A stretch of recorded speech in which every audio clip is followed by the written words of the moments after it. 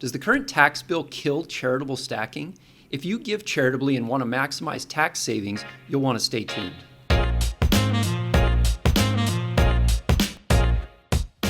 All right, Alex, so there have been a lot of tax bills over the last few years, and people that give charitably, unfortunately, we see that they're just not getting a lot of tax benefit out of it. Yep. Tell us about charitable stacking, because we've talked about that before. Yeah, so we've talked about charitable stacking before. We've written posts about it. We've made other videos about it because, it can be an involved strategy, Right. but it's something that folks should seriously consider to, one, if you're a charitable giver, you want to do this, but two, maximize the tax benefits because that's a huge thing for you. Right, and it is. And it's to try and save taxes from the amount that you're already giving that is built in.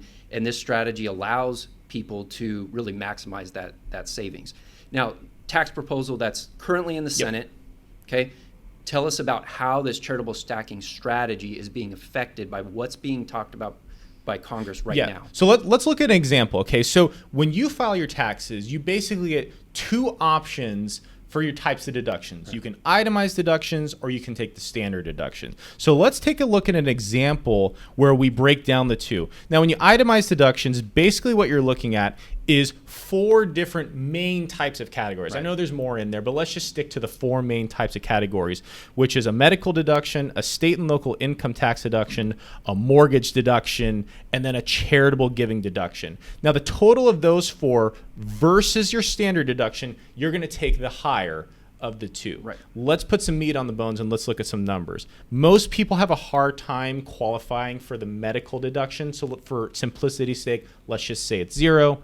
State and local income tax, under the current rule, Tax and Cuts Jobs Act of 2017, state and local income tax has been capped at $10,000. This has been really hurting blue states, those in high income tax states, because you can pay a lot in state and local income taxes, but you get capped at 10. Okay, so let's say 10 there. Let's say 5,000 for a mortgage interest deduction, and let's say you give $10,000 in charitable giving. Well, the total of that is $25,000 of itemized deductions.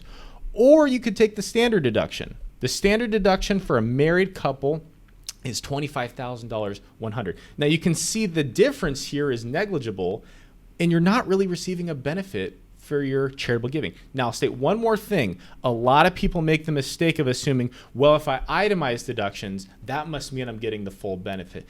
Even if you gave $11,000, okay, $11,000 of charitable giving, and let's say this total was $26,000, you can see the delta between the standard deduction and the itemized deduction is so small, you're still not receiving the full benefit tax deduction of your charitable giving. Okay, so the main factor that's on the table with the current tax bill is the state and local income tax deduction is likely to increase. How does that affect charitable stacking? Right, so if the state and local income tax goes up. I think right now it's proposed at $80,000. So let's say, you're able to deduct, let's say $30,000 of state and local income tax. Well, all of a sudden that's really going to bring up, right, your itemized deductions, and it takes away a lot of the impact and the effect of charitable stacking, because now your state and local income tax is able to, add so much to itemized deductions. Right. So now instead of having to double up your charitable giving in any 1 year to maximize those deductions to actually get a benefit from your charitable giving, now it may not be necessary based on your state and local. Exactly. But this is where I'd say it really is individualized. Yes. I mean, it's so hard to make a blanket statement and say, oh, it's not going to work anymore. Right. It might work for some people, and it might make a lot of sense because we want to help you get the maximum tax deductions. Just because it's going to not work for a lot of people doesn't mean it won't work for you. And that's where, we want to look at people's tax returns to get down in the nitty gritty, do this nerdy work and say, hey, this is how you're going to be able to maximize your tax benefits and also give the most charitably. Right. So a lot of times by employing the charitable giving strategy, stacking that every other year can save thousands of dollars. Yep. But it needs to be looked at, especially based on the tax bill that's in Congress right now. Yep. And that may change planning. And that's why we always keep our ear to the ground, because tax laws will change.